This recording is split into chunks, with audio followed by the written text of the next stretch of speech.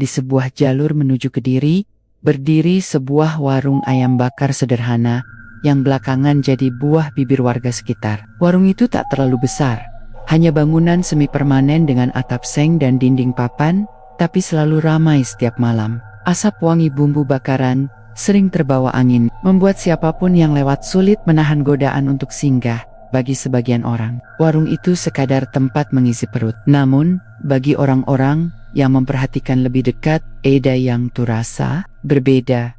Pemilik warung, seorang pria paruh baya bernama Pak Sarman, dikenal ramah dan selalu murah senyum. Hidupnya tampak berubah cepat sejak membuka usaha itu.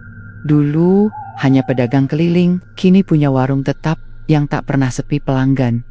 Meski begitu, tak ada yang benar-benar mempertanyakan bagaimana warung itu bisa berkembang begitu pesat. Semua orang sibuk menikmati ayam bakar yang terkenal empuk dan kaya bumbu. Hingga suatu hari, seorang pemuda bernama Bagas, pendatang dari luar kota, memutuskan singgah tanpa tahu bahwa langkah kecilnya malam itu akan menyeretnya pada kisah yang tak pernah ia bayangkan sebelumnya. Malam di Kediri terasa lebih teduh dibandingkan kota-kota lain yang pernah Bagas singgahi. Jalanan tidak terlalu ramai, hanya sesekali motor dan truk kecil melintas, meninggalkan suara mesin yang memudar seiring jarak. Lampu jalan berdiri berderet, sebagian redup, sebagian lagi mati, sama sekali membuat jalan terlihat bercelah antara terang dan gelap.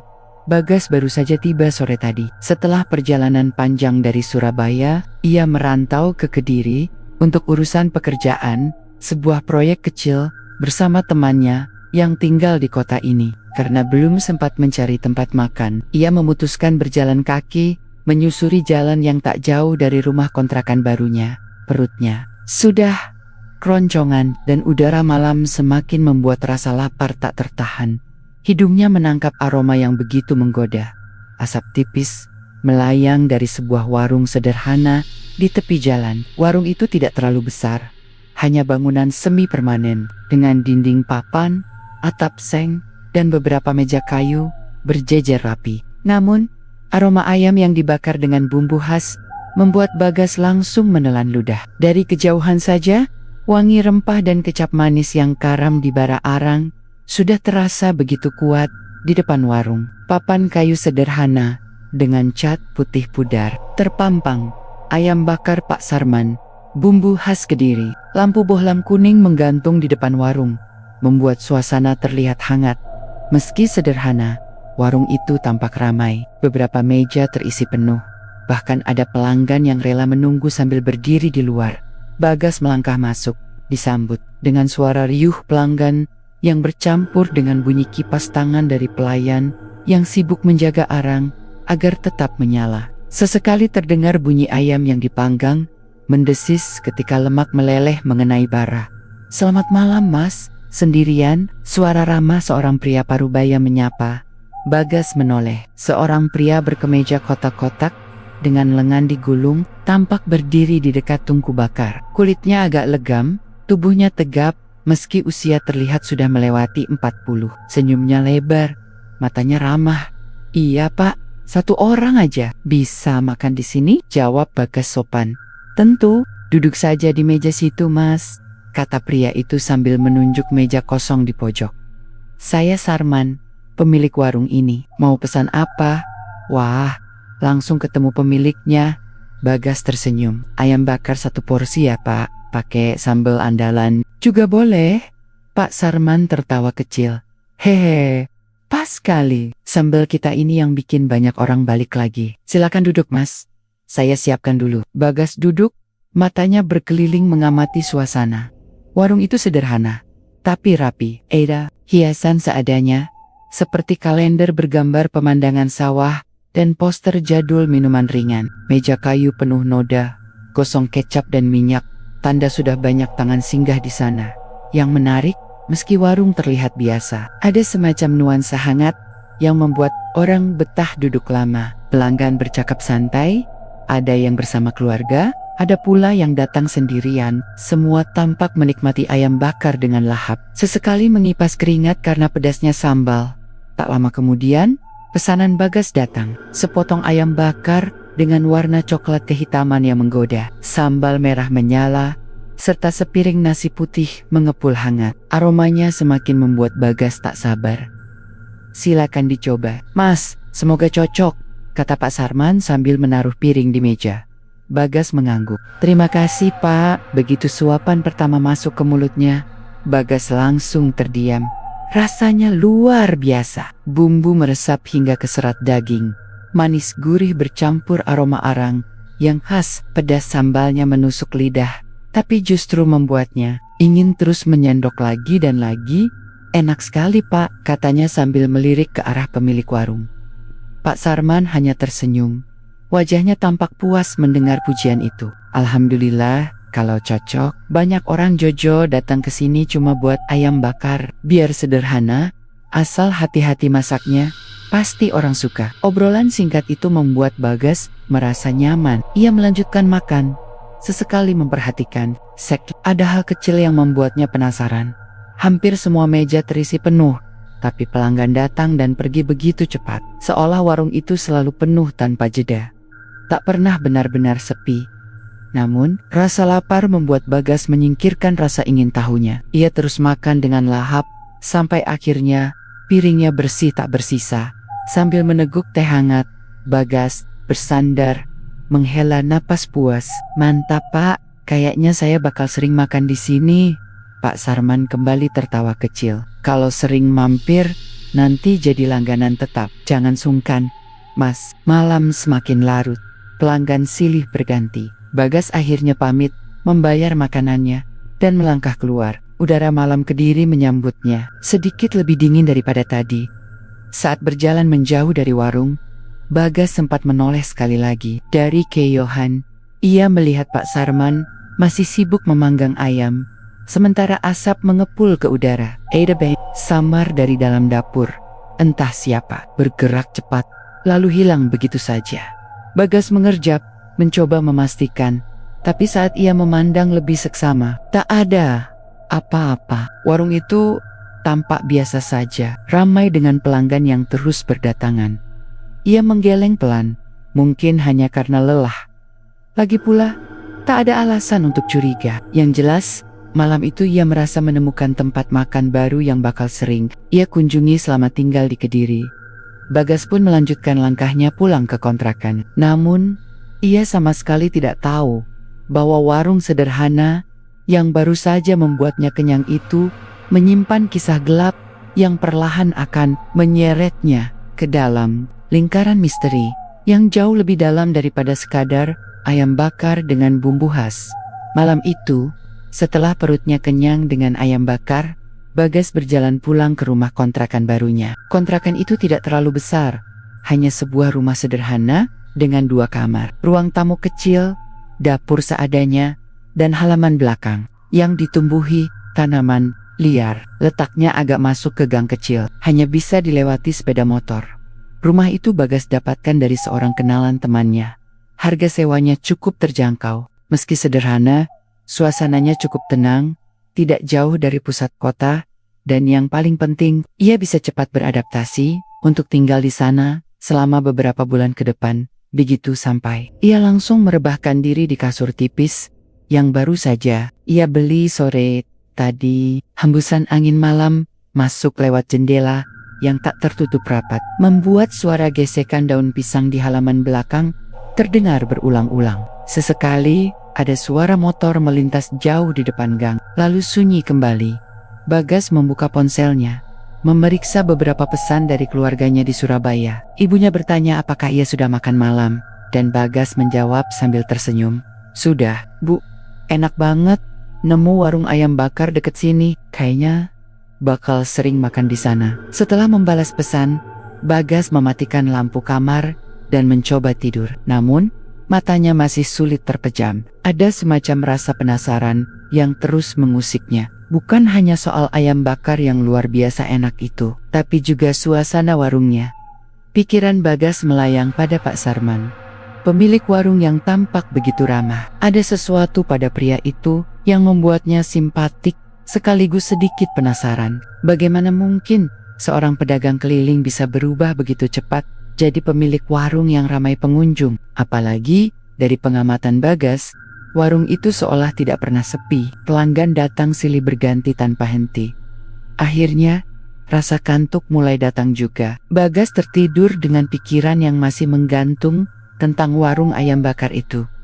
Pagi harinya, Bagas bangun cukup awal. Udara Kediri terasa segar, berbeda dengan hiruk-pikuk Surabaya. Ia membuka pintu depan kontrakan dan duduk sebentar di kursi plastik, menghirup aroma tanah basah sisa hujan semalam. Di gang kecil itu, beberapa ibu-ibu sudah sibuk menyapu halaman, sementara anak-anak kecil berlarian menuju sekolah. Bagas tersenyum melihat suasana yang terasa akrab. Ia memang baru sehari di sini, tapi suasana kampung membuatnya merasa betah.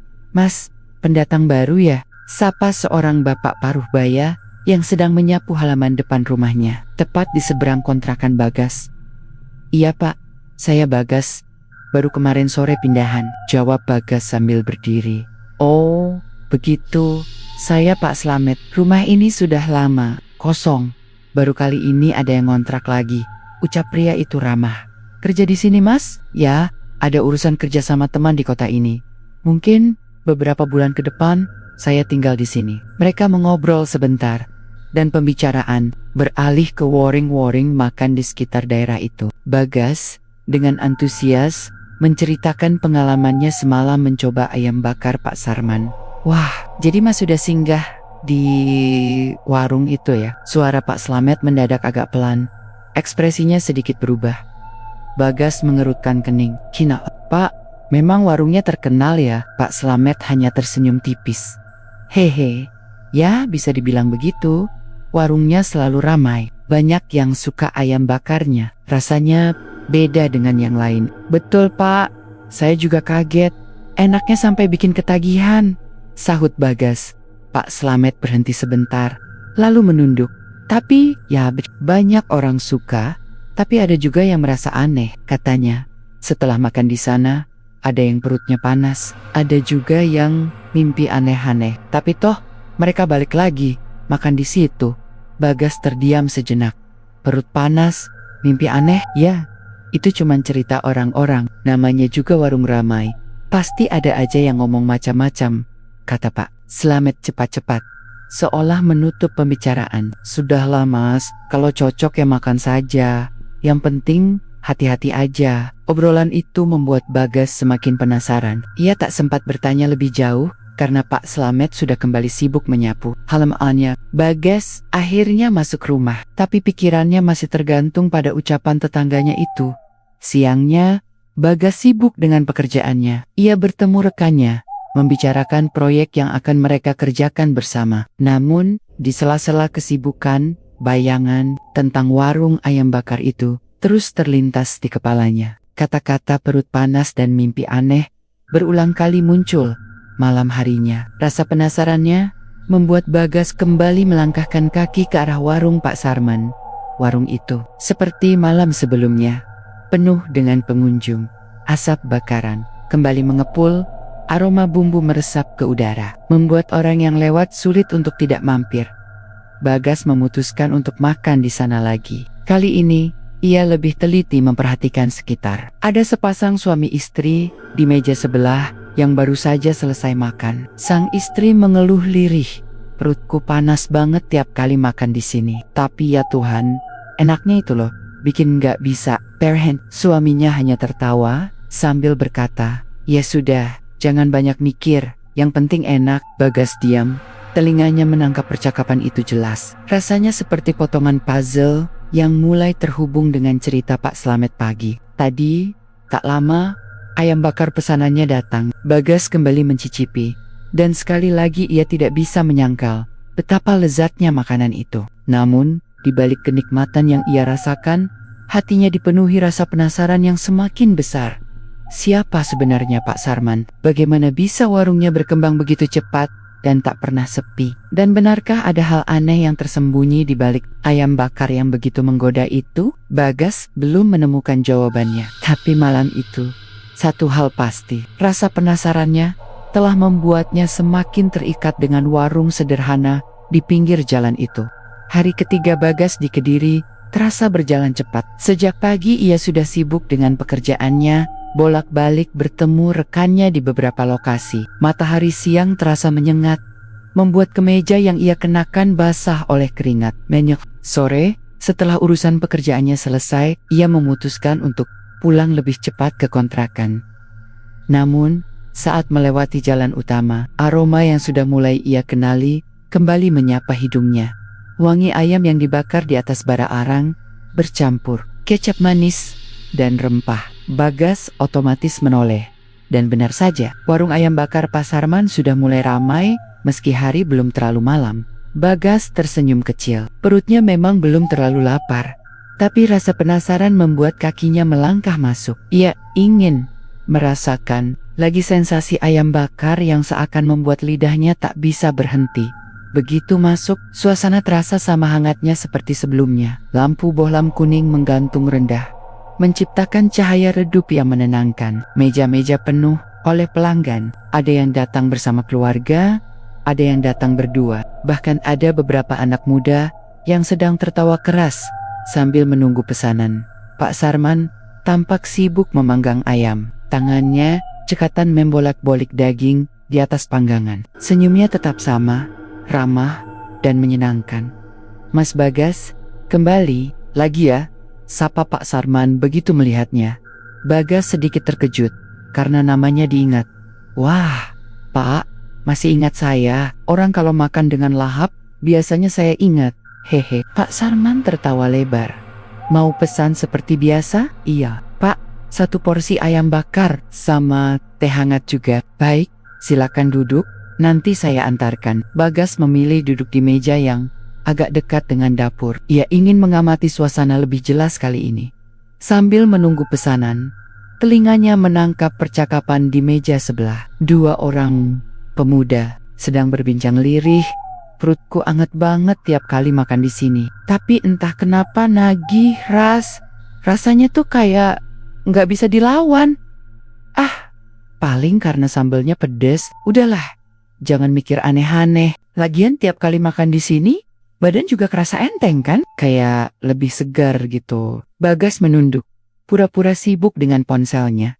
Padahal, ia fokus mendengar. Lagi-lagi, ada keluhan soal perut panas. Sama seperti cerita Pak Slamet dan obrolan pasangan suami istri tempo hari. Tak lama, seorang gadis muda datang membawa teh hangat ke mejanya. Rambutnya diikat sederhana, wajahnya agak pucat dan matanya sayu seakan kurang tidur. Ini tehnya Mas, katanya pelan. Terima kasih, ucap Bagas sambil menatapnya. Entah kenapa, gadis itu tampak berbeda dari suasana ramai di warung. Tidak ikut tersenyum seperti pelayan lainnya. Ada semacam kesedihan yang tertahan di wajahnya. Namanya siapa? Tanya Bagas, mencoba ramah. Lina, jawabnya singkat. Oh, Lina, baru kerja di sini ya?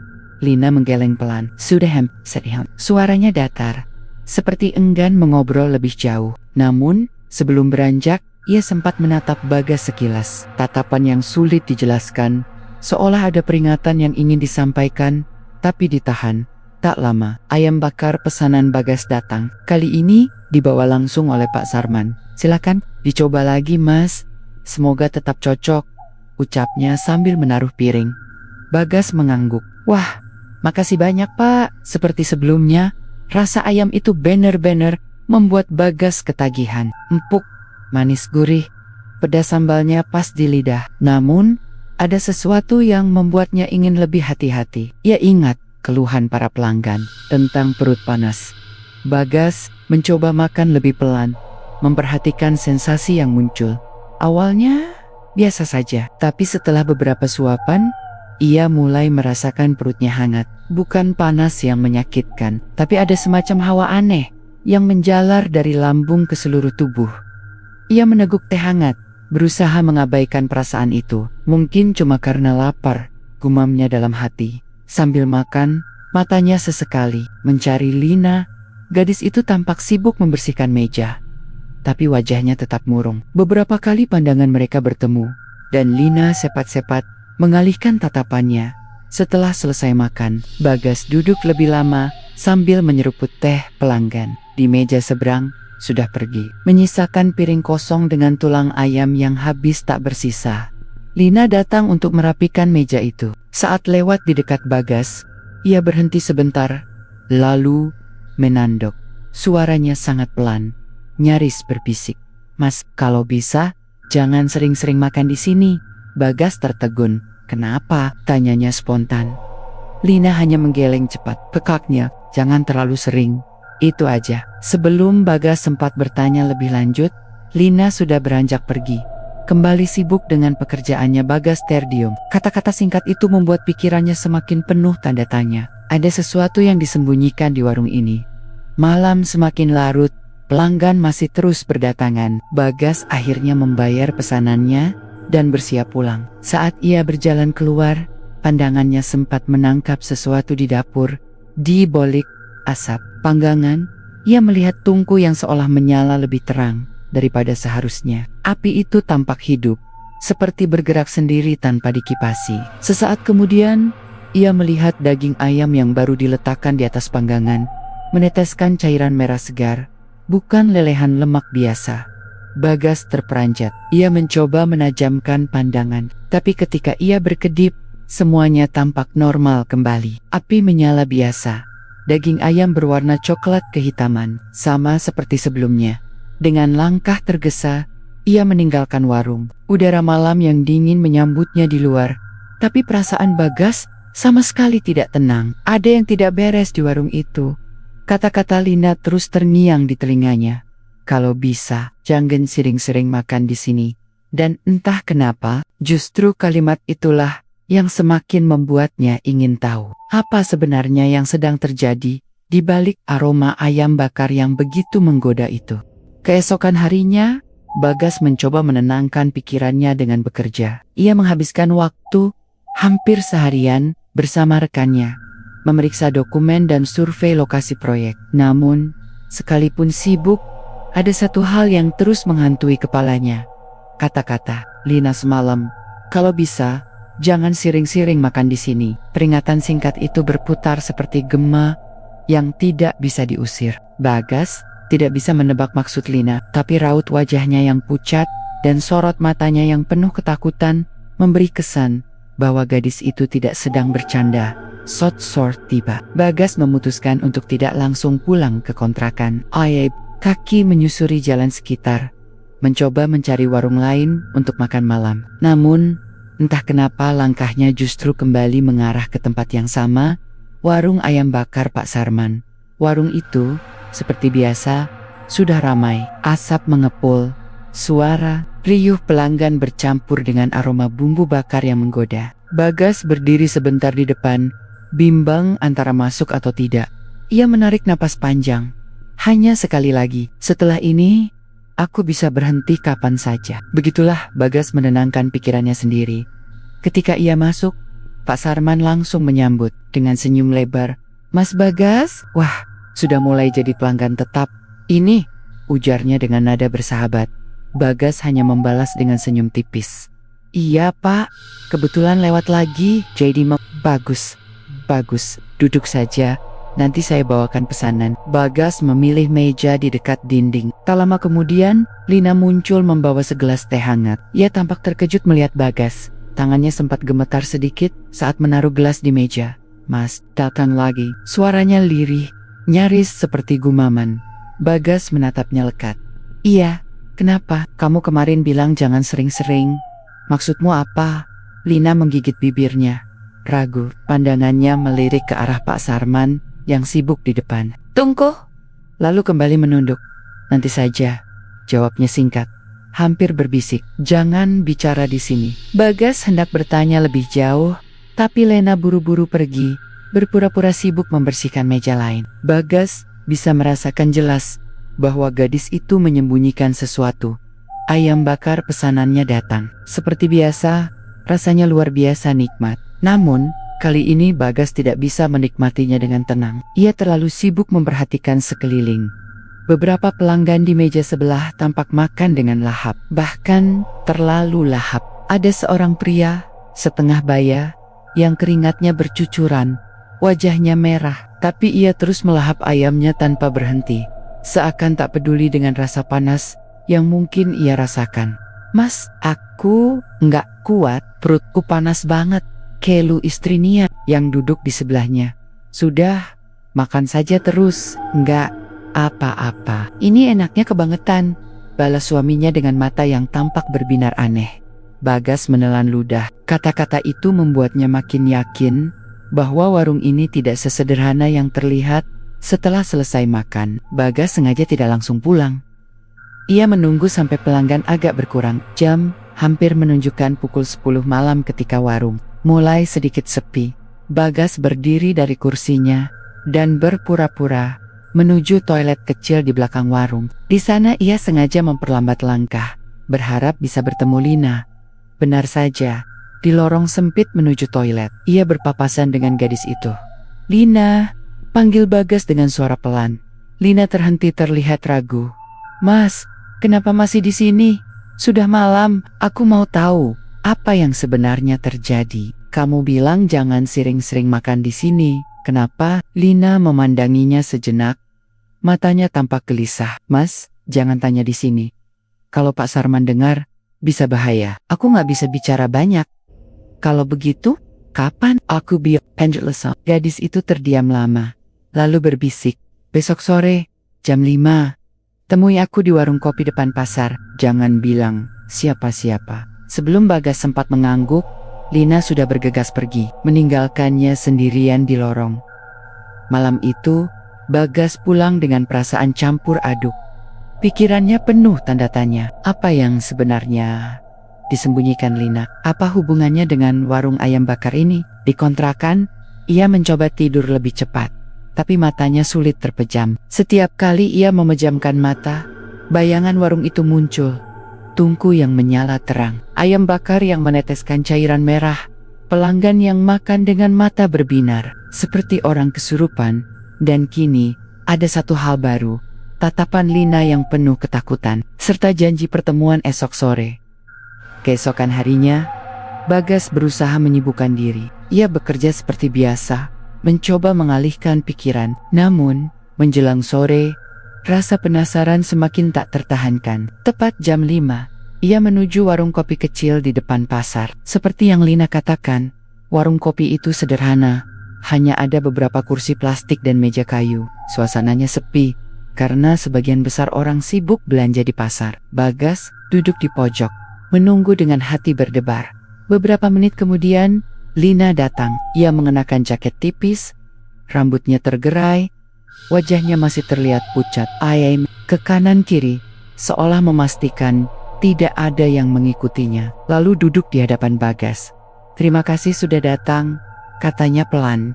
Bagas mencondongkan tubuhnya. "Sekarang, ceritakan, apa sebenarnya yang terjadi di warung itu?" Lina menunduk lama, kedua tangannya meremas ujung jaketnya. Lalu, ia menarik napas dalam-dalam.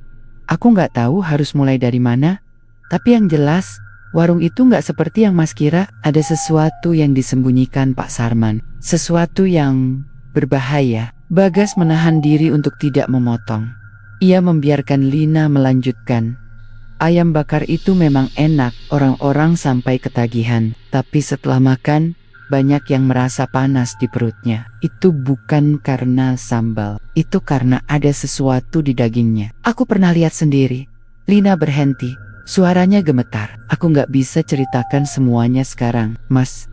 Kalau sayang sama diri sendiri, jangan datang lagi ke sana." Bagas, Stadium, bulu kuda, merameng. Kata-kata Lina semakin memperkuat rasa curiganya, tapi sekaligus menambah ketegangan. "Kalau begitu, kenapa kamu masih kerja di sana?" tanyanya akhirnya.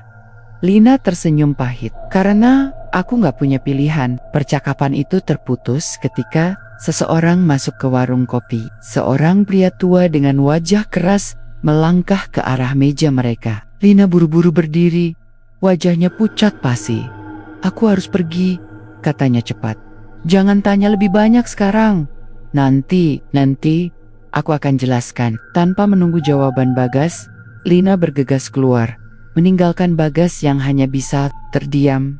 Di luar, langit mulai gelap. Bagas duduk termenung, kepalanya penuh dengan misteri yang semakin dalam. Ia tahu satu hal, dirinya tidak bisa berhenti begitu saja. Warung ayam bakar itu menyimpan rahasia besar, dan entah kenapa, ia merasa dirinya sudah terlibat terlalu jauh. Sejak pertemuan singkat dengan Lina di warung kopi, pikiran Bagas semakin kacau. Kata-kata gadis itu seperti racun yang terus meresap ke dalam benaknya. Warung itu tidak seperti yang Mas kira. Ada sesuatu yang disembunyikan, sesuatu yang berbahaya. Malam itu, Bagas berbaring di kasurnya di kontrakan sempit, namun matanya sama sekali tidak bisa terpejam. Bunyi jangkrik di luar jendela seolah semakin keras, menambah gelisahnya. Di kepalanya, ia memikirkan berbagai kemungkinan. Apakah benar ayam bakar itu mengandung sesuatu yang tidak wajar? Atau mungkin hanya sugesti? Semakin ia mencoba melupakan, semakin ia merasa harus tahu. Rasa penasaran itu seperti api kecil yang dikipasi angin. Semakin lama semakin membesar. Keesokan harinya, Bagas tetap bekerja seperti biasa. Ia bahkan berusaha seolah tidak terjadi apa-apa. Namun, ia tidak bisa menghilangkan kebiasaan melirik jam setiap 5 menit sekali. Ia hanya menunggu datangnya malam.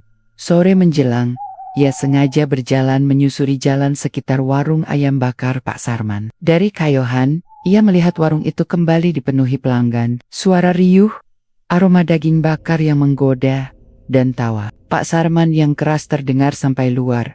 Bagas berdiri cukup lama di seberang jalan, memperhatikan. Sesekali matanya menkari-kari Lina, tapi tidak terlihat. Namun, bukan itu yang ia tunggu. Ia menunggu saat warung itu tutup. Hampir tengah malam, suasana sekitar warung sudah sepi. Jalanan hanya sesekali dilalui kendaraan. Bagas, yang sejak tadi pura-pura nongkrong di warung kopi kecil, mulai bersiap dari keihan. Ia melihat Pak Sarman menutup warungnya. Lampu-lampu dipadamkan satu persatu, kecuali lampu kecil di teras. Lalu, pria paruh-baya itu keluar dengan mengenakan jaket gelap. Ia membawa sebuah tas hitam, cukup besar dan tampak berat. Bagas langsung merasa ada sesuatu yang janggal. Malam-malam begini, mau kemana dia? Rasa penasaran Bagas mengalahkan ketakutannya. Ia memutuskan untuk mengikuti dari jauh. Pak Sarman berjalan cukup cepat, menyusuri jalan kampung yang remang-remang. Sesekali ia menoleh ke belakang, membuat Bagas harus sigap bersembunyi di balik pohon atau tembok rumah warga. Mereka berjalan cukup jauh hingga mencapai jalan tanah yang menuju ke sebuah bukit. Dari cerita warga yang pernah didengar Bagas, di bukit itu terdapat sebuah goa Maria yang sudah lama tidak terurus. Goa itu dulunya tempat ziarah, tapi sejak bertehen-tehan lalu ditinggalkan karena ada kejadian aneh. Beberapa peziarah mengaku mendengar suara jeritan di dalam, bahkan ada yang hilang tanpa jejak. Kini, tempat itu dikenal angker. Tak ada orang yang berani mendekat pada malam hari. Bagas merinding. Jangan-jangan benar ke sana tujuannya. Pak Sarman akhirnya berhenti di depan gerbang tua yang berkarat. Gerbang itu separuh tertutup oleh semak belukar, tapi jelas terlihat ada jalan setapak menuju ke dalam. Dengan cekatan, ia mendorong pintu. Gerbang berdecit, lalu masuk. Bagas menunggu beberapa menit sebelum memberanikan diri mengikuti. Begitu masuk, hawa dingin langsung menyergap. Jalan setapak menurun, dipenuhi akar pohon dan dedaunan kering. Bagas berusaha melangkah pelan, agar tidak terdengar. Suara jangkrik dan burung malam seperti mendadak menghilang. Sunyi, di kejauhan, ia melihat cahaya redup dari obor. Itu pos, Pak Sarman. Tak butuh waktu lama, mereka sampai di mulut goa. Goa itu besar, dengan pintu masuk melengkung seperti rahang raksasa. Dindingnya dipenuhi lumut, sementara patung Bunda Maria yang sudah retak masih berdiri di sampingnya. Penyu, koreta, hitam. Pak Sarman masuk dengan langkah mantap. Bagas menahan napas, lalu perlahan mengintip dari balik batu besar.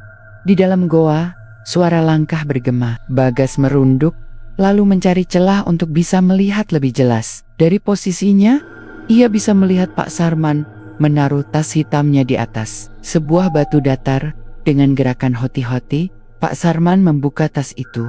Bagas membelalakan mata. Isi tas itu bukan barang dagangan, melainkan seekor ayam hitam besar yang masih hidup. Ayam itu tampak gelisah, berkokok lirih, seperti tahu nasibnya. Pak Sarman lalu mengeluarkan sebilah pisau kecil dari balik jaketnya. Dengan suara rendah, ia mulai melantunkan mantra dalam bahasa Jawa kuno. Bagas tidak mengerti seluruh artinya, tapi ia bisa menangkap beberapa kata seperti kekayaan, pangestu, dan darah. Suara itu bergema di dalam goa, menimbulkan hawa mencekam. Ayam hitam itu meronta keras, tapi Pak Sarman dengan tenang menahannya. Lalu, tanpa ragu, ia menyembelih ayam itu di atas batu. Darah segar mengalir deras, menetes ke permukaan batu yang sudah penuh bercak merah kering. Bagas menutup mulutnya, menahan teriakan, jantungnya berdegup kencang. Namun yang membuat bulu kuduknya benar-benar berdiri adalah apa yang terjadi. Setelah itu, darah ayam yang menetes ke batu tiba-tiba seperti terserap ke dalam celah. Lalu dari dalam goa terdengar suara aneh, seperti desahan panjang bercampur tawa lirih. Suara itu bukan suara manusia, bukan pula suara hewan. Itu suara sesuatu yang lain. Bagas terpaku. Ia tidak percaya dengan apa yang didengarnya. Pak Sarman seolah sudah terbiasa menunduk dalam-dalam. Nuwun sewu, Kanjeng, mugi tansah paring berkah lan kelancaran dagangan. Kula, sedaya kula pasrahke. Suara dari dalam goa terdengar semakin jelas, seperti gumaman bercampur bisikan. Bagas tidak bisa memahami kata-katanya, tapi hawa dingin menusuk sampai tulang. Lalu, perlahan, cahaya samar muncul dari dalam goa. Cahaya merah redup, seperti bara api. Bagas merinding. Ia ingin lari, tapi tubuhnya seolah terkunci. Matanya tak bisa lepas dari pemandangan itu. Dalam cahaya samar itu, Bagas samar-samar melihat bayangan hitam besar bergerak di dinding goa. Bayangan itu tidak memiliki bentuk jelas. Kadang seperti manusia, kadang seperti hewan dengan tanduk. Pak Sarman tetap menunduk. Suaranya gemetar namun penuh pengabdian. Sedaya sampun kula laksanani. Nyuwun pangestu. Bayangan itu tampak mendekat, lalu menghilang seketika. Hanya tersisa suara lirih, tawa yang menusuk telinga. Beberapa menit kemudian, suasana kembali hening. Darah ayam sudah habis terserap. Hanya tersisa bangkai ayam hitam di atas batu. Pak Sarman menghela napas panjang, lalu merapikan barang-barangnya. Ia mengambil bangkai ayam itu, memasukkannya kembali ke dalam tas, lalu memadamkan obor. Bagas buru-buru mundur, bersembunyi di balik pohon besar. Sebelum ketahuan, saat Pak Sarman keluar dari goa, wajahnya tampak berbeda, lebih segar, penuh kepuasan, seolah baru saja mendapatkan sesuatu yang sangat berharga. Bagas menunggu beberapa menit setelah Pak Sarman pergi, sebelum akhirnya berani menghela napas lega. Namun, satu hal pasti, rahasia besar warung ayam bakar itu sedikit demi sedikit mulai terbuka. Pak Sarman ternyata melakukan ritual pesugihan di Goa Maria yang angker. Dan dari apa yang dilihatnya, Bagas yakin daging ayam bakar di warung itu bukan sembarang daging. Bagas berjalan pulang dengan tubuh gemetar. Setiap langkah terasa berat. Pikirannya penuh pertanyaan. Apa benar semua pelanggan warung itu sedang makan hasil pesugihan? Apakah Lina tahu semuanya? Dan apa yang akan terjadi jika rahasia ini terbongkar? Di balik rasa takut, ada sesuatu yang aneh dalam dirinya. Rasa penasaran yang semakin membara. Malam itu, ia tahu satu hal. Ia tidak bisa berhenti sampai di sini. Malam setelah mengikuti Pak Sarman ke Goa Maria, Bagas nyaris tidak tidur. Setiap kali ia memejamkan mata, bayangan darah ayam yang mengalir di batu besar itu muncul lagi, disertai suara tawa aneh yang menggema di telinganya. Bagas berulang kali menggeliat gelisah di kasur kontrakan. Nafasnya terasa berat, dadanya sesak. Ia baru menyadari, meski tubuhnya lelah, pikirannya dipenuhi campuran rasa takut dan penasaran. Pagi itu, saat ayam jantan berkokok, matanya masih terbuka lebar. Lingkar hitam terlihat jelas di bawah matanya. Namun, di balik rasa takut, ada satu tekad yang tumbuh. Ia harus bicara lagi dengan Lina. Gadis itu jelas tahu lebih banyak dari yang ia tunjukkan kemarin. Siang hari, setelah bekerja seadanya, Bagas berjalan menuju warung ayam bakar. Ia sengaja datang lebih awal, sebelum warung benar-benar ramai. Dari keyohan, ia melihat Lina sedang membersihkan meja, sementara Pak Sarman sibuk menyalakan tungku. Bagas berdiri sebentar, menimbang langkahnya. Ia takut Pak Sarman mencurigai, tapi akhirnya ia memberanikan diri masuk. "Loh, Mas Bagas, datang siang, sapa Lina, agak terkejut. Bagas tersenyum kaku. "Iya, sekalian mau makan siang, biar nggak terlalu rame." Pak Sarman menoleh sekilas, lalu tersenyum lebar. "Wah, cocok Mas, lagi nggak terlalu rame, bisa makan lebih santai." "Lina, bikinkan pesanan ya." "Baik Pak." Bagas duduk di pojokan, pura-pura menunggu, tapi sesekali ia mencuri pandang ke arah Lina. Gadis itu tampak canggung, seperti tahu ada maksud lain dari kedatangannya. Beberapa menit kemudian, seporsi ayam bakar diletakkan di mejanya. Aromanya tetap sama menggoda, meski kini bagi Bagas, aroma itu justru membuat perutnya mual. Bayangan darah ayam hitam semalam masih begitu jelas di kepalanya. Ia menunduk, pura-pura sibuk mengaduk sambal, lalu berbisik pelan saat Lina mendekat. "Lina, kita bisa bicara sebentar nggak? Di luar?" Gadis itu tampak kaget, matanya langsung menoleh sekilas ke arah Pak Sarman, lalu kembali ke Bagas. Dengan cepat, ia menggeleng pelan. "Sekarang nggak bisa, nanti sore, setelah warung tutup sebentar." "Mas, tunggu di gang belakang, jam 4. Bagas mengangguk paham. Sepanjang siang itu, Bagas hanya berpura-pura makan. Ia sengaja tidak menyentuh ayam bakarnya, hanya menyeruput teh hangat yang disajikan. Dalam hatinya, ia berdoa, semoga sore segera datang. Begitu jam menunjukkan pukul 4, Bagas sudah lebih dulu menunggu di gang sempit di belakang warung. Angin sore bertiup pelan, membawa aroma arang yang masih menyala dari dapur. Tak lama, Lina muncul dengan langkah cepat. Wajahnya tampak tegang. Ia menoleh kanan kiri, memastikan tak ada yang melihat. "Mas, ayo ikut aku. Jangan lama-lama di sini, nanti ketahuan," bisiknya. Bagas menurut. Mereka berjalan agak jauh, melewati beberapa rumah warga, hingga sampai di sebuah rumah kosong yang tampak sudah lama ditinggalkan. Cat temboknya mengelupas, jendelanya tertutup rapat. Di sana, Lina berhenti. Ia menarik napas panjang, lalu menatap Bagas dengan tatapan penuh beban. "Apa yang Mas lihat semalam?" tanya Lina tiba-tiba. Bagas terdiam. Ia tidak menyangka Lina langsung menanyakan itu. "Aku..." Bagas menelan ludah. "Aku ngikutin Pak Sarman. Aku lihat dia ke Goa Maria. Dia melakukan ritual nyembelih ayam hitam. Terus ada suara aneh, cahaya merah, dan bayangan besar di dalam goa." Lina memejamkan mata, wajahnya pucat. "Ya Tuhan, jadi itu semua benar kan Lin? Warung itu hasil pesugihan?" desak Bagas, suaranya bergetar. Lina terdiam lama, lalu akhirnya mengangguk perlahan. "Mas Bagas, aku nggak seharusnya cerita. Tapi karena Mas sudah lihat sendiri, aku nggak bisa diam lagi." Ia menunduk, tangannya gemetar. "Pak Sarman bukan cuma pedagang ayam biasa. Semua yang Mas lihat itu memang benar. Dia sudah lama melakukan pesugihan. Sejak dulu, jauh sebelum aku kerja di situ." Bagas menelan ludah, mendengarkan dengan saksama. "Dulu, katanya warung ayam bakar itu sepi pembeli, malah hampir bangkrut. Anak istrinya sering sakit-sakitan. Sampai akhirnya Pak Sarman pergi ke seorang dukun di desa sebelah. Dari situlah semua berubah. Dagangannya tiba-tiba ramai, orang-orang antre, dan sejak itu warungnya nggak pernah sepi lagi." Lina berhenti sebentar, matanya berkaca-kaca. "Tapi, Mas, yang orang-orang nggak tahu, pesugihan itu minta tumbal. Bukan cuma ayam hitam, kadang ada yang lebih dari itu." "Bagus, maksud kamu manusia?" Lina tidak menjawab. Ia hanya menunduk, air matanya menetes.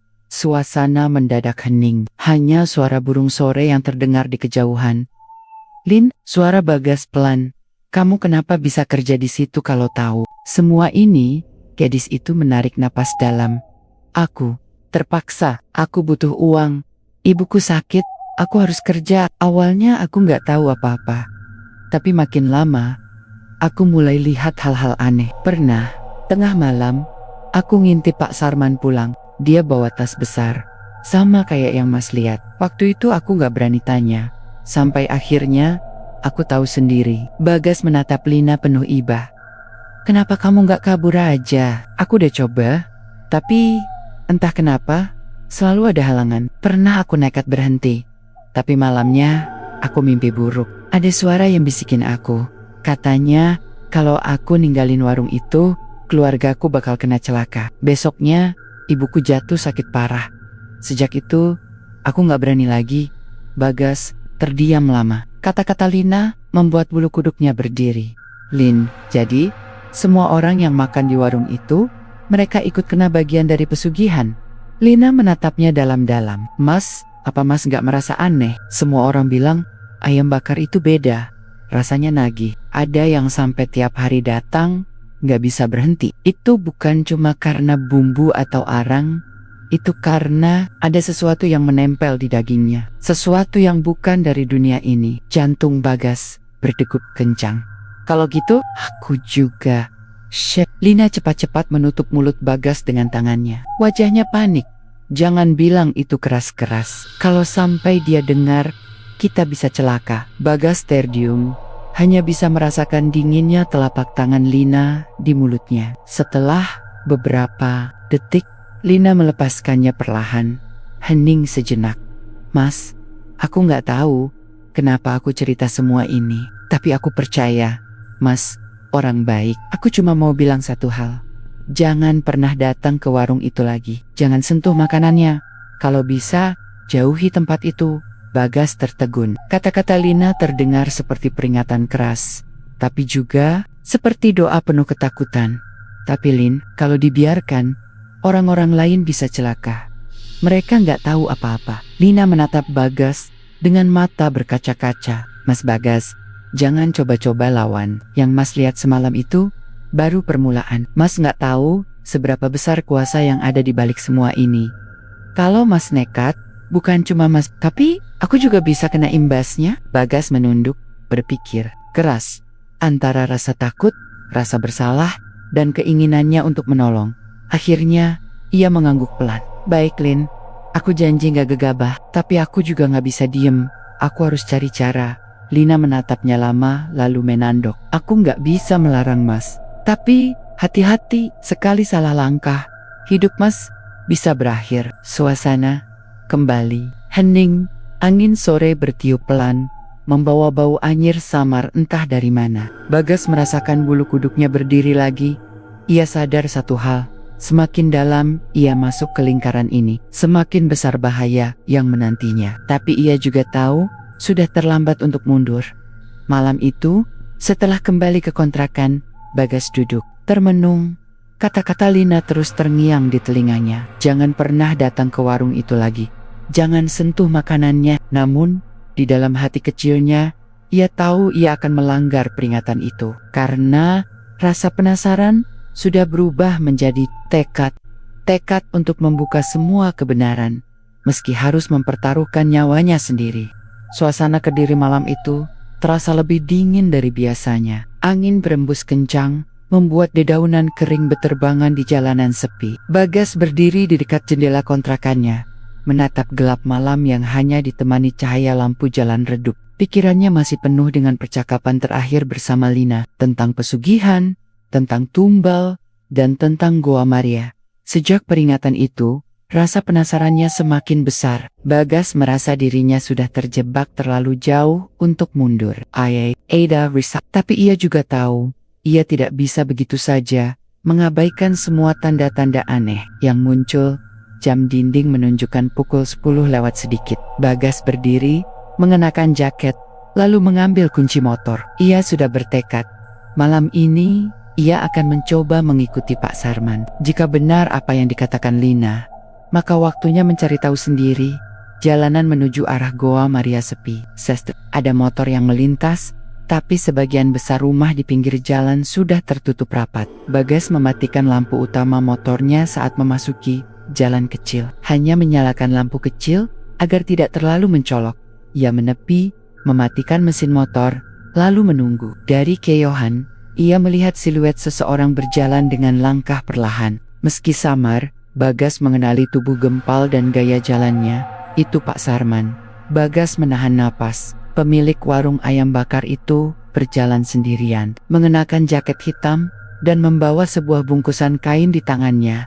Perlahan, Bagas mengikutinya dari jauh. Ia berusaha menjaga jarak, cukup untuk tidak ketahuan, tapi juga tidak kehilangan jejak.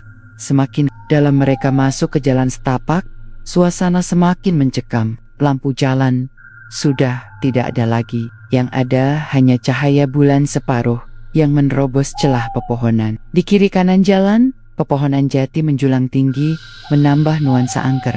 Bagas merasa bulu kuduknya berdiri. Hatinya sempat goyah, ingin mundur dan pulang, tapi rasa penasaran menguatkan langkahnya. Tak lama kemudian, mereka sampai di depan sebuah gapura kecil dari batu. Bagas mengenalinya. Pintu masuk Gua Maria. Tempat itu biasanya ramai dikunjungi peziarah siang hari, tapi malam ini tampak sepi dan menyeramkan. Pak Sarman berhenti sejenak di depan gapura, menundukkan kepala seakan memberi hormat. Lalu, ia melangkah. Masuk! Bagas menelan ludah. Ia berjongkok di balik semak. Mengintip dari jauh, suara jangkrik terdengar bersahutan. Sesekali, diselingi suara burung malam yang melintas. Bagas mengintip terus, melihat Pak Sarman berjalan ke arah gua yang berada. Di dalam kompleks itu, di depan mulut gua, Pak Sarman berhenti. Ia duduk bersila, lalu membuka bungkusan kainnya. Dari kayohan, Bagas tidak bisa melihat jelas isinya, tapi ia mendengar suara seperti benda cair dituang. Beberapa detik kemudian, bau anyir samar-samar tercium hingga ke tempat Bagas bersembunyi. Bagas menutup hidung, jantungnya berdegup kencang. Pak Sarman kemudian menundukkan kepala. Bibirnya bergerak-gerak, seakan membaca sesuatu. Doa, mantra, Bagas tidak tahu. Yang jelas, suasana sekitar gua seolah ikut berubah. Angin berhenti bertiup, malam menjadi terlalu hening. Tiba-tiba terdengar suara lirih. Bukan suara manusia, bukan pula hewan. Suara itu seperti bisikan panjang yang menggema dari dalam gua. Bagas merinding. Ia ingin kabur, tapi tubuhnya seperti terpaku.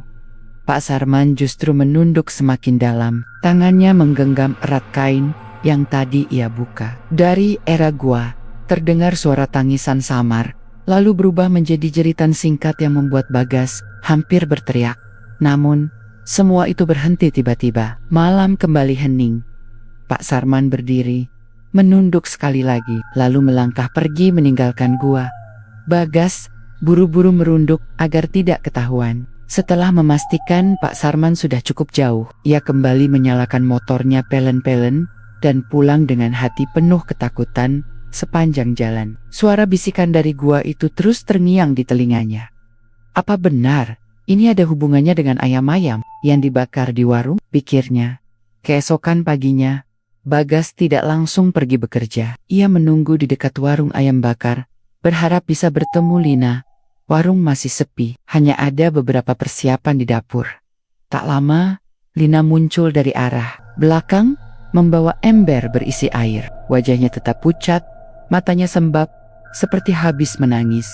Bagas menghampirinya. Lina, gadis itu terkejut, hampir menjatuhkan ember. Mas Bagas, ngapain di sini pagi-pagi? Aku perlu bicara tentang Pak Sarman, tentang apa yang dia lakukan di Goa Maria semalam. Lina membeku, matanya melebar. Mas, jangan ngomong kenceng-kenceng. Kalau Pak Sarman dengar, bisa bahaya. Tenang, aku gak akan bilang sama siapapun. Tapi aku lihat sendiri Lina, dia bawa sesuatu ke gua. Aku juga dengar suara aneh. Lina menggigit bibirnya, lalu menunduk. Air matanya jatuh tanpa bisa ditahan. Mas, semua yang aku bilang kemarin itu benar. Warung ini bukan warung biasa. Semua makanan yang keluar dari dapur, semua ayam yang dibakar, ada harga yang harus dibayar. Bagas terdiam, menunggu Lina melanjutkan. Dulu, aku kerja di sini karena butuh uang. Pak Sarman baik, dia kasih gaji besar. Tapi aku mulai curiga waktu sering lihat dia keluar malam. Waktu aku ikut diam-diam, aku lihat sendiri dia bawa ayam hidup ke gua. Ada juga sesajen, ada darah. Sejak itu, aku gak pernah tenang. Jadi, ayam-ayam di warung ini? Bagas tercekat. Ya mas, bukan ayam biasa.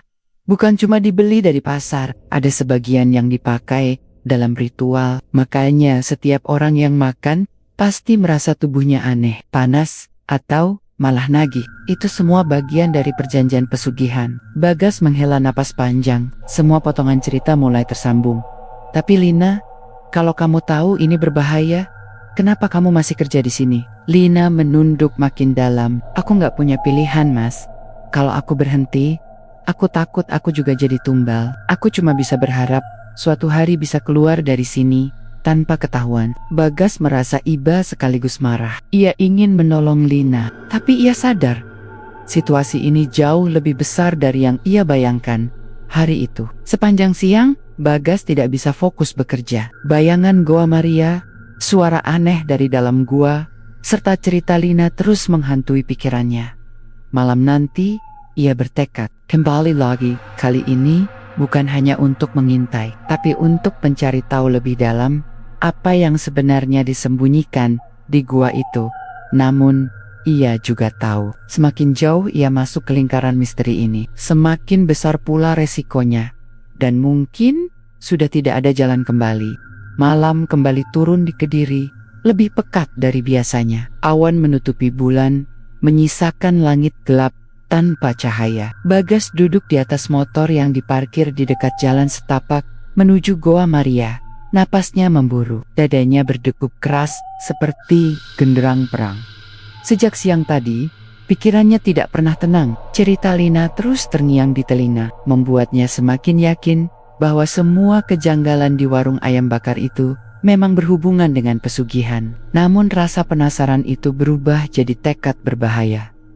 Ia harus tahu sendiri apa yang disembunyikan. Di dalam gua itu, ia melirik jam di tangannya. Pukul 11 malam. Belum ada tenda-tenda Pak Sarman muncul.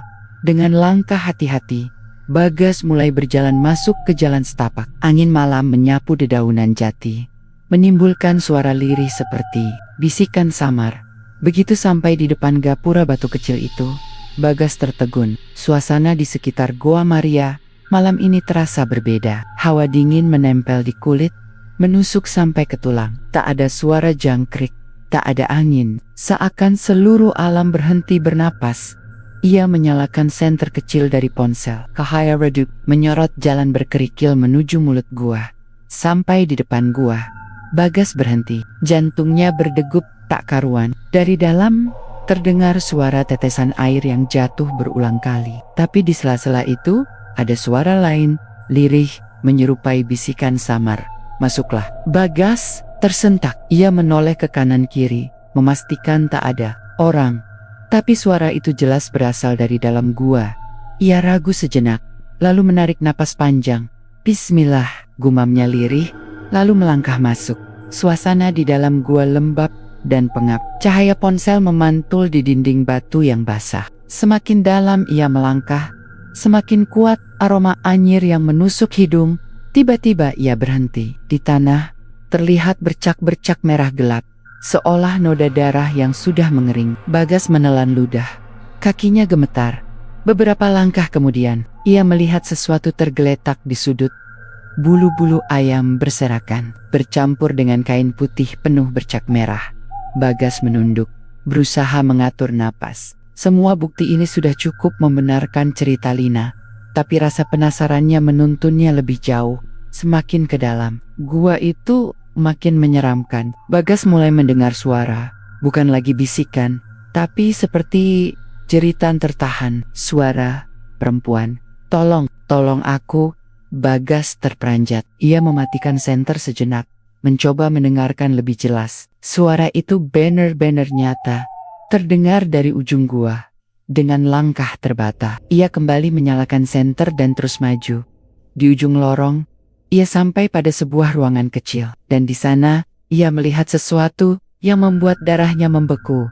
Di dinding gua, ada bekas coretan simbol aneh, sebagian mirip tulisan Jawa kuno, sebagian lagi seperti gambar makhluk dengan mata merah. Di tengah ruangan, ada sesaji, bunga melati, kemenyan yang sudah padam, serta mangkuk berisi cairan merah pekat.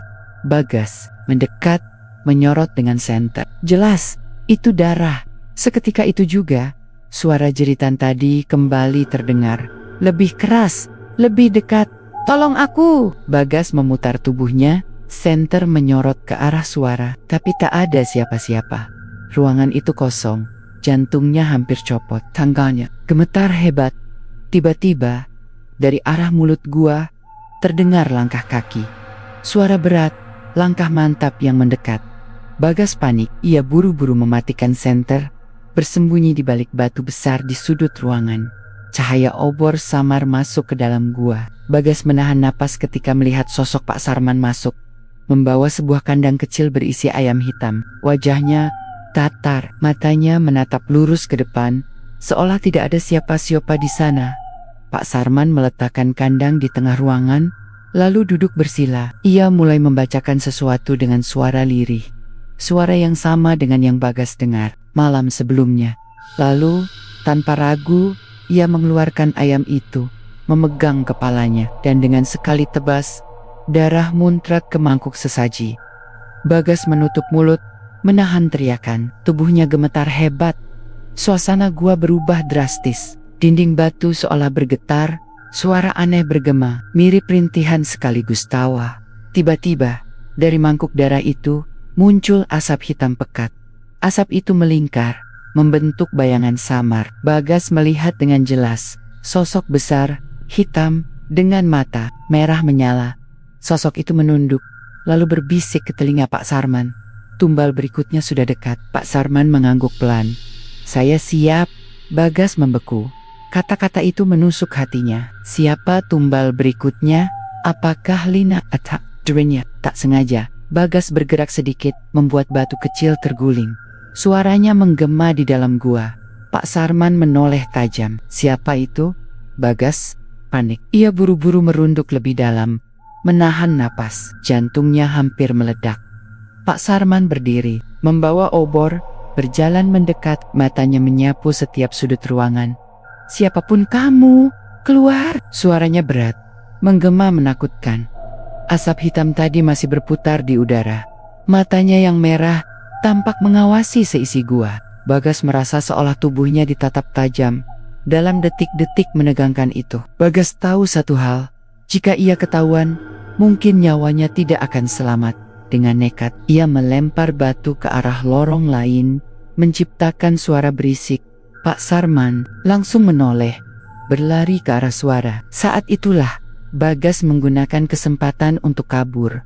Ia berlari secepat mungkin melewati lorong gua. Napasnya tersengal, kakinya hampir terpeleset berkali-kali. Suara langkah Pak Sarman terdengar mengejar. Di belakang, "Berhenti, siapapun kamu, nggak akan bisa keluar hidup-hidup dari sini." Bagas semakin panik, tapi terus berlari. Begitu melihat cahaya samar dari mulut gua, ia mengerahkan seluruh tenaga untuk keluar.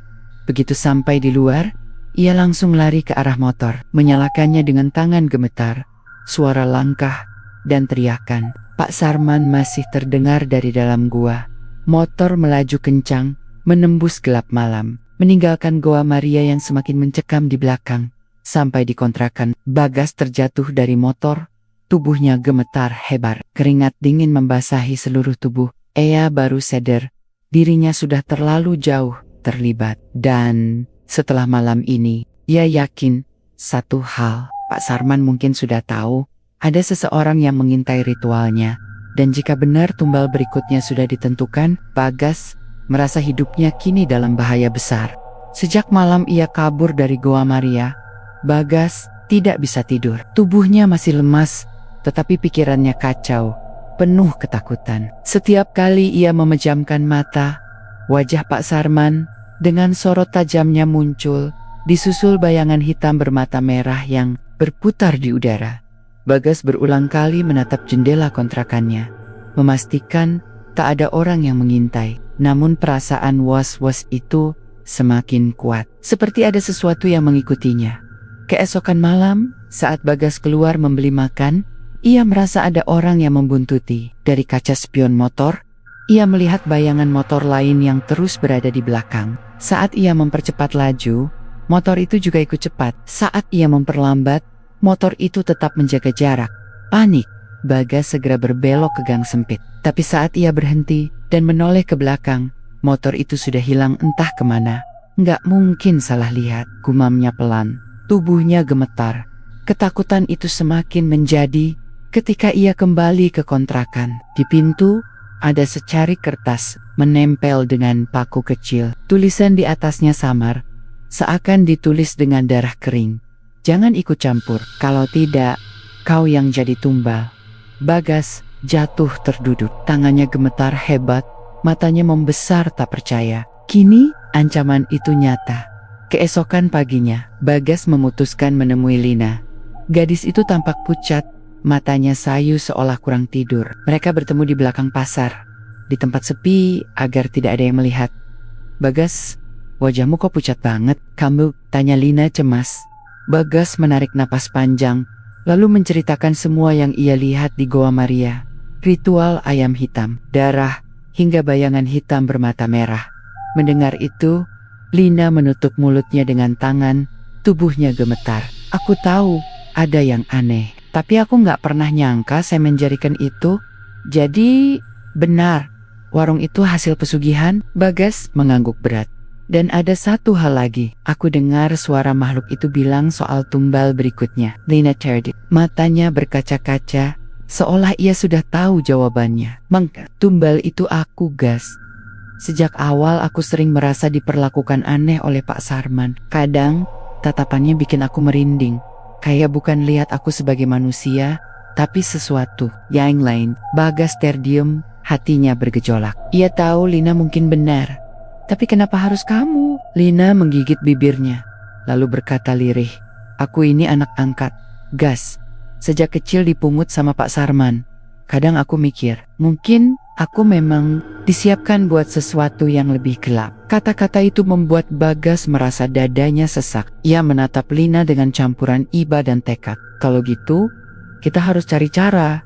Kita nggak bisa diem aja. Sore itu, Bagas nekat datang ke warung ayam bakar lagi pura-pura menjadi pelanggan. Suasana warung tampak biasa, ramai pengunjung. Aroma bakaran memenuhi udara.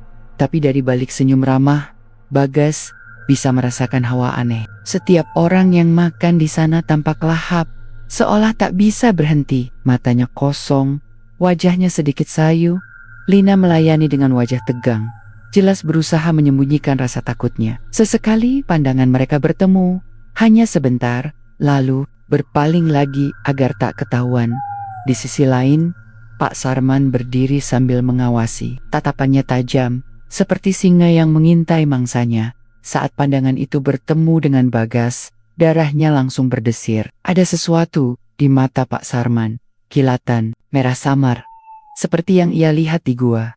Bagas buru-buru menghabiskan makanannya, lalu keluar. Tapi sebelum pergi, ia mendengar bisikan lirih di telinganya.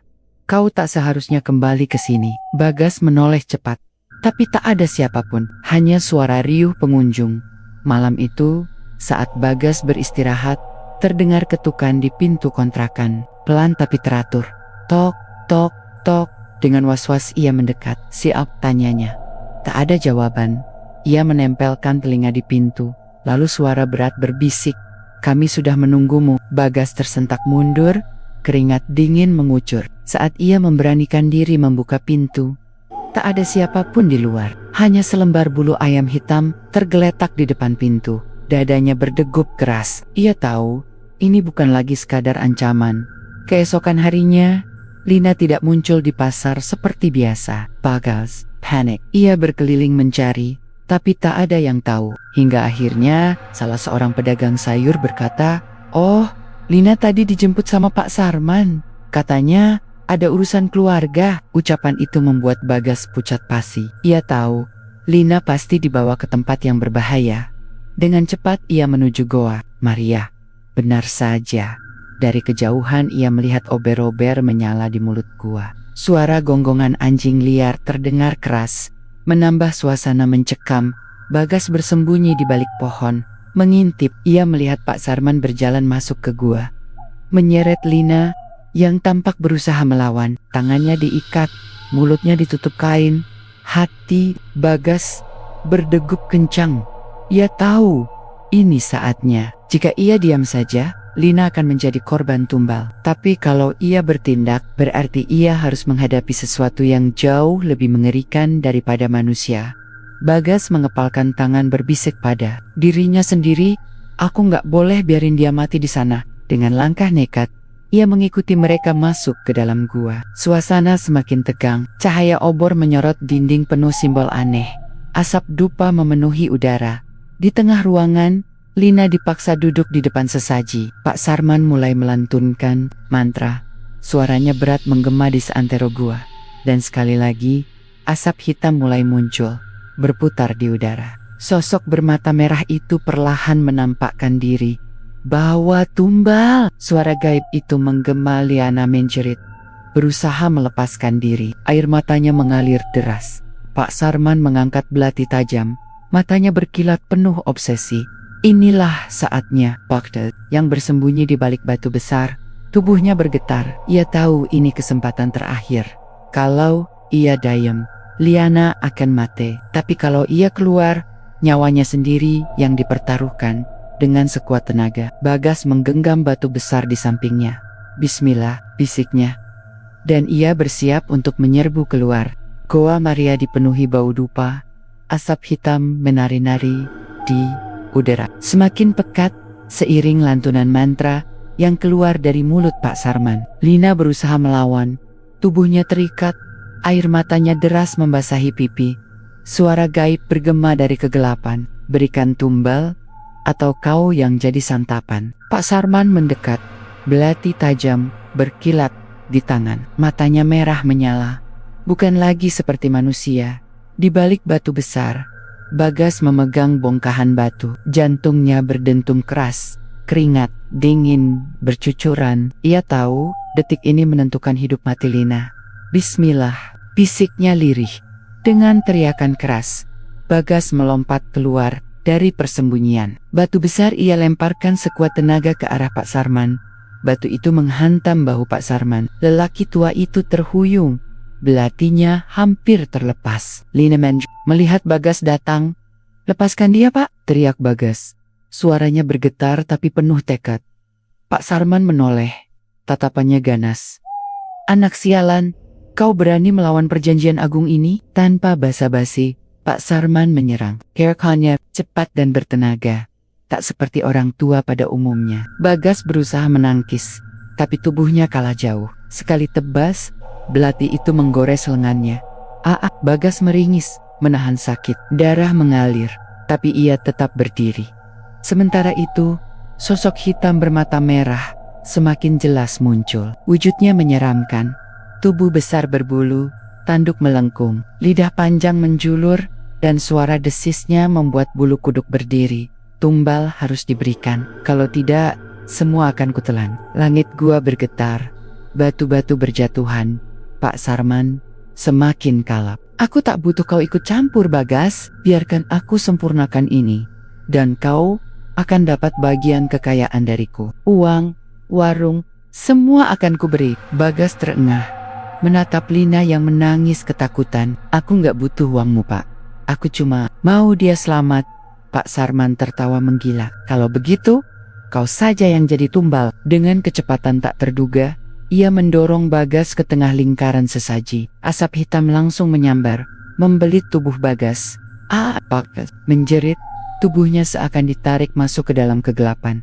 Sosok hitam mendekat, matanya menyala merah. "Darahmu cukup untuk mengikat perjanjian." Lina histeris. "Bagas, jangan, tolong!" Bagas menggeliat. Tubuhnya nyaris tenggelam dalam asap hitam. Saat itu, tatapannya bertemu dengan Lina.